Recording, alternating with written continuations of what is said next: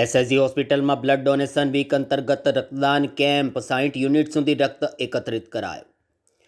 વડોદરા શહેરની SSG hospital અને Baroda medical college ખાતે આજે બ્લડ ડોનેશન વીક અંતર્ગત રક્તદાન કેમ્પનું આયોજન કરવામાં આવ્યું છે. જુનિયર ડોક્ટર્સ એસોસિએશન અને ઇન્ટર્ન ડોક્ટર એસોસિએશનના સંયુક્ત પ્રયાસોથી યોજાયેલા આ કેમ્પને સારો પ્રતિસાદ મળી રહ્યો છે. ઉનાળાની ઋતુ દરમિયાન સામાન્ય રીતે જાહેર રક્તદાન કેમ્પોની સંખ્યા ઘટી જતી હોવાથી હોસ્પિટલોમાં લોહીની અછત સર્જાતી હોય છે. આવી સ્થિતિને ધ્યાનમાં રાખીને રેસિડેન્ટ ડોક્ટર, ઇન્ટર્ન્સ અને તબીબી શિક્ષકોએ સ્વયં આગળ આવી રક્તદાન અભિયાન શરૂ કર્યું છે. જુનિયર ડોક્ટર એસોસિએશનના પ્રમુખ ડોક્ટર ચિંતન સોલંકીના જણાવ્યા મુજબ કેમ્પમાં અત્યાર સુધીમાં અંદાજિત 50 થી 60 યુનિટ જેટલું રક્ત એકત્ર કરવામાં આવ્યું છે.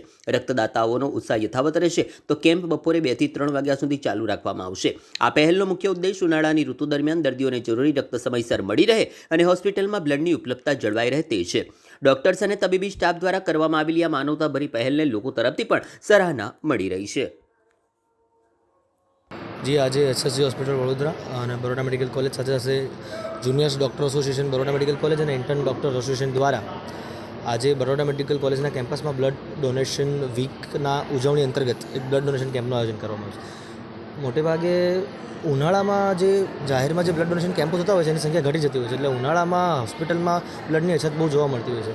તો આજના દિવસે અમે બધા જ રેસિડેન્ટ ડૉક્ટર્સ, ઇન્ટર્ન્સ અને જે તબીબી શિક્ષકો દ્વારા બ્લડ ડોનેશન કેમ્પનું આયોજન થાય તેના માટે આજે અમે ભેગા થયા. કેટલા યુનિટ થયા છે? કેટલા વાગ્યા સુધી? હાલમાં હજુ 50 થી 60 યુનિટ થયા છે અને આજે હજુ 2 થી 3 વાગ્યા સુધી જો રશ રહેશે તો બ્લડ ડોનેશન કેમ્પ ચાલુ રહેશે.